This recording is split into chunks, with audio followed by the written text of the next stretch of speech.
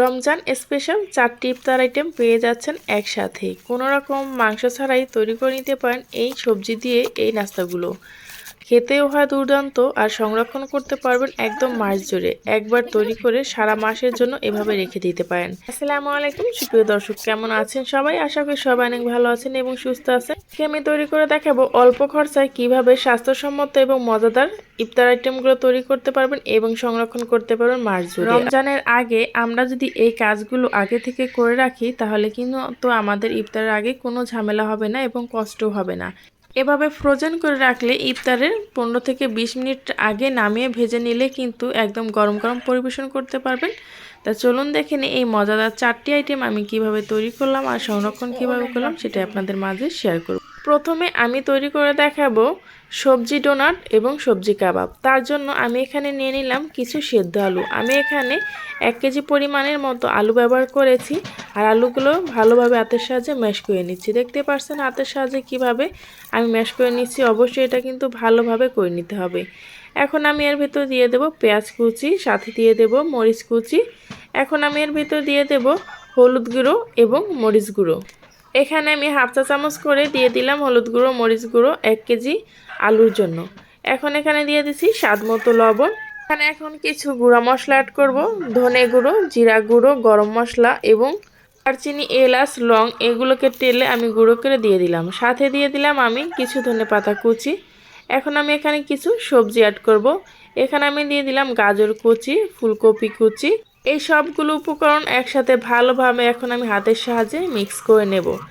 এই নাস্তাটি সন্ধ্যার সময় যেরকম শরীরের জন্য হেলদি এবং খেতেও হয় দুর্দান্ত। মাংস ছাড়াই এভাবে যদি আপনারা সবজি দিয়ে এই নাস্তাগুলো তৈরি করে রাখেন ইফতারের আগে খেতে কিন্তু দুর্দান্ত হয় গরম গরম। এখন আমি এর ভেতরে দিয়ে দেব কিছু ব্রেড গামস। এই ব্রেড গামসটা দেওয়ার কারণে এর বাইন্ডিংটা খুব সুন্দর হবে, একদম ফেটে যাবে না বা ভেঙে যাবে না। এখন এভাবে করে হাতের সাথে আবারও আমি ভালোভাবে কিছু সময় মেখে নেব। অবশ্যই কিন্তু এটা কিন্তু ভালোভাবে সময় করে নিয়ে মেখে নিতে হবে।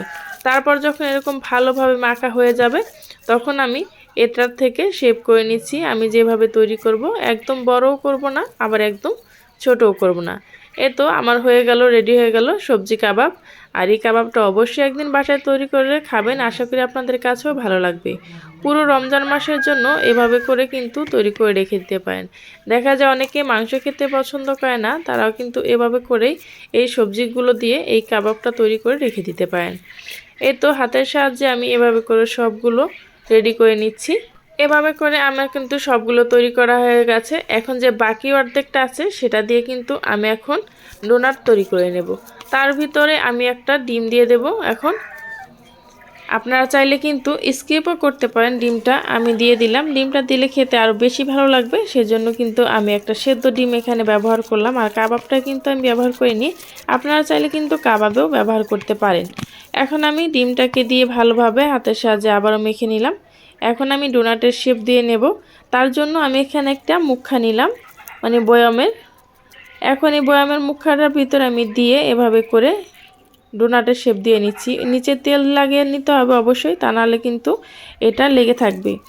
আর বয়ামের মুখা নেওয়ার কারণে এটা কিন্তু প্রত্যেকটা ডোনাট একই শেপের হবে, একই সমান হবে, একদম ছোট হবে না, একটা বড় হবে না, সাইজগুলো একদম পারফেক্ট হবে। তো এভাবে করে কিন্তু আমি ডোনাটটাও তৈরি করে নিলাম। আর এই ডোনাটগুলো তৈরি করে আপনারা নর্মাল ফ্রিজে আধা ঘন্টার জন্য রেখে দেবেন, মানে 30 মিনিট রেখে দেবেন। তাহলে কিন্তু ব্রেড গামসে গড়াতে খুব সহজ হবে, একটাও ভেঙে যাবে না। এখন আমি তৈরি করে নেব আলুর চপ এবং ডিম চপ, যেটা ছাড়া আমাদের ইফতার জমেই না। আর আমি এখানে কাবাব আর ডোনাটটাকে ডিপ ফ্রিজে রেখে দিয়েছি 20 মিনিটের জন্য। এদিকে আমি এগুলোকে তৈরি করে নেব। 20 মিনিটের ভিতরে হালকা শক্ত হয়ে যাবে, তারপর কিন্তু আমি এটাকে ব্রেড গামসে গড়িয়ে নেব। আমি আলুর চপটাকে তৈরি করার জন্য এখানে কিছু বেরেস্তা, সাথে দিয়ে দিলাম কিন্তু আমি মরিচ। যে যেরকম মরিচ খেতে পছন্দ করেন ঠিক সেভাবে কিন্তু মরিচগুলো দিয়ে দিতে পারেন। আমি এখানে কিছু আমার পরিমাণ মতো আলু নিয়ে নিলাম আলুর চপটা তৈরি করার জন্য। এখানে কিন্তু বেশি কোনো মশলা ব্যবহার করার কোনো দরকার নেই। তো এখন আমি কিন্তু খুব সুন্দরভাবে এটাকে আলুর চপের শেপ দিয়ে নেব। হাতে একটু আমি হালকা সরিষার তেল লাগিয়ে নিলাম। তারপর আমি এভাবে করে গোল গোল বলের মতো করে নিচ্ছি। তারপর একটু হাতের তালুতে নিয়ে একটু চাপ দিলে কিন্তু হয়ে গেল আমাদের আলুর চপ। এইভাবে করে কিন্তু আমি সবগুলো আলুর চপ তৈরি করে নিয়েছি। দেখতেই পাচ্ছেন খুব সহজে কিন্তু হয়ে গেল। আর এই আলুর চপগুলো একবার তৈরি করে আপনারা কিন্তু সারা মাস সংরক্ষণ করতে পারেন। আপনাদের ঘরে যাদের ফ্রিজ আছে তারা তো এই কাজটা অবশ্যই করে রাখবেন। এখন আমি তৈরি করে নেব ডিম চপগুলো। আমি এখানে দিয়ে দিলাম কিছু সরিষা তেল। সরিষা তেলটা দেওয়ার কারণে এই ডিম চপটা খেতে কিন্তু আরও বেশি ভালো লাগবে। এখন এই হাতের সাহায্যে ভালোভাবে মেখে নিয়েছি। ডিম চপগুলো তৈরি করে নেব। তার জন্য প্রথমে লাগবে ডিম। আমি এখানে 2টা ডিম সেদ্ধ করে নিয়েছি আগে থেকে, আর ডিমগুলোকে আমি কেটে নিয়েছি। আমি ডিমগুলোকে 4 ভাগে ভাগ করে নিয়েছি। তারপর এভাবে করে হাতের সাহায্যে আমি প্রত্যেকটা ডিম চপ তৈরি করে নিয়েছি। ডিম চপ আর আলুর চপ খেতে পছন্দ করেন ইফতারে এমন কোনো মানুষ কিন্তু খুঁজে পাওয়া যাবে না। তো এই কাজগুলো যদি আগে থেকে আমরা করে রাখি সন্ধ্যার সময় কিন্তু আমাদের ঝামেলা হবে না। দেখা যায় সারাদিন রোজা রেখে এই কাজগুলো করতে সন্ধ্যার সময় অনেকই খারাপ লাগে, কিন্তু এই কাজগুলো যদি রেডি থাকে আমাদের তাহলে কিন্তু শুধু ইফতারের আগে আধা ঘন্টা আগে যদি সব ভাজা পোড়া শুরু করে দিই তাহলে কিন্তু খুব সহজে সব ভাজা পোড়া হয়ে যাবে, আর খেতেও কিন্তু হবে গরম গরম দুর্দান্ত। এই তো এভাবে করে আমি সবগুলো আলুর চপ আর ডিম চপ তৈরি করে নিলাম। এখন আমি এগুলোকে একটি বক্সে করে রেখে দেব। এইভাবে যদি আপনারা আপনাদের পরিমাণ মতো অনেকগুলো তৈরি করে রেখে দেন সারা মাসের জন্য, তাহলে কিন্তু শুধু সন্ধ্যার সময় নামিয়ে ভেজে নিলেই হবে। আমি যে কাবাব আর ডোনাটগুলো তৈরি করে রেখেছিলাম ফ্রিজে, এখন আমি সেগুলো বের করে নিলাম। আধা ঘন্টা পর কিন্তু অনেকটাই শক্ত হয়ে গেছে। এখন আমি একটি ব্যাটার বানিয়ে নিলাম এখানে ময়দা দিয়ে এখানে আমি একটা ঘনও না আবার একদম পাতলাও না, হালকা লবণ দিয়ে একটা ব্যাটার তৈরি করে নিয়েছি। আপনারা চাইলে কিন্তু ডিম দিয়েও করে নিতে পারেন। এখন আমি 2 কালারের ব্রেড ক্রাম্বস নিয়েছি, আর এই ব্রেড ক্রাম্বসগুলো আমি কিভাবে তৈরি করেছি আমার চ্যানেলে কিন্তু দেওয়া আছে, চাইলে দেখে আসতে পারেন।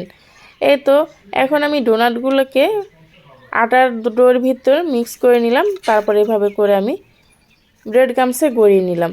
এই তো এভাবে করে হালকা চাপ দিয়ে যদি আপনারা এভাবে গড়িয়ে নেন তাহলে কিন্তু ভীষণ মজাদার ডোনাটটি রেডি হয়ে গেল। এই তো এক এক করে আমি সবগুলো ডোনাটকে এভাবে ব্রেড ক্রাম্বসে গড়িয়ে নেব। সবজি দিয়েও যে এত মজাদার ডোনাট তৈরি করা যায় সেটা আপনারা বাসায় তৈরি না করলে কিন্তু বুঝতেই পারবেন না। এই তো এখন আমি কাবাবটাকেও এই আটার ভিতরে গড়িয়ে নিলাম। তারপর এভাবে করে আমি ব্রেড ক্রাম্বসে গড়িয়ে নিলাম। একই প্রসেসে আমি সবগুলো কিন্তু করে নিলাম। খুব সহজেই কিন্তু এই নাস্তাগুলো রেডি করা যায়, একদম অল্প খরচে যে কেউ কিন্তু এই নাস্তাগুলো বানিয়ে নিতে পারবে। এই তো এভাবে করে আমি সবগুলো তৈরি করে নিলাম। আর দেখতে পাচ্ছেন কত সুন্দর মাশাআল্লাহ প্রত্যেকটা নাস্তাই রেডি হয়ে গেল। এখন আমি কিছু বক্স নিয়ে নেব আর বক্সে করে আমি রেখে দেব। এই পর্যায়ে কিন্তু ফ্রিজে রাখার কোনো দরকার নেই, একটার উপর একটা রাখলেও কিন্তু এটা লেগে যাবে না, যেহেতু ব্রেড ক্রাম্বসে গড়ানো সেজন্য। এই তো এভাবে করে আমি ডোনাটগুলো বক্স করে নিলাম।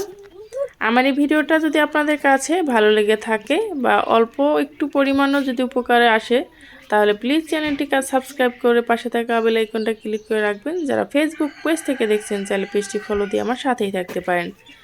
এই তো এভাবে করে আমি আলুর চপগুলোকে একটা বক্সে ভরে নেব, ডিম চপগুলোকেও একটা বক্সে ভরে নেব। তারপর আমি এটা ডিপ ফ্রিজে রেখে দেব। যখন খুশি তখনই কিন্তু আপনি নামিয়ে এটাকে ভেজে নিতে পারেন। পরবর্তী ভিডিও নিয়ে আসা পর্যন্ত সবাই ভালো থাকবেন, সুস্থ থাকবেন।